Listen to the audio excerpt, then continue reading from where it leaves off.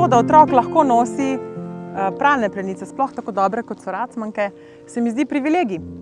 Podobno kot, naprimer, da lahko dihaš svež zrak ali pa plavaš v čisti vodi ali pa ješ kvalitetno hrano.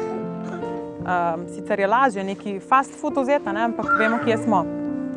Midva uporabljava Racman plenice že od prvega otroka, torej Ronja je zdaj že 3. otrok in se zelo dobro obnesejo. Odločila sva se zaradi tega, ker se nama zdi, da so vse naravne stvari narejene tako, da je za otroka, za človeka na splošno najboljše. In tle mislim, da se nisva zmotila. Zelo so lepe, predvsem jih je treba še potipati, ker res je človek navdušen. Pri prvem otroku sem zelo veliko, mislim, ne veliko, ampak tako sem uporabljala tudi še za enkratno uporabo in vsakič, ko sem jih dala gor, sem izdela res slab občutek, no.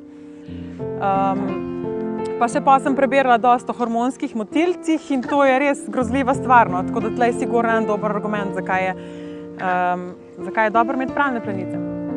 Jaz mislim, da pralne plenice niso za vse, ampak so samo za tiste, ki hočejo za otroka res najboljše.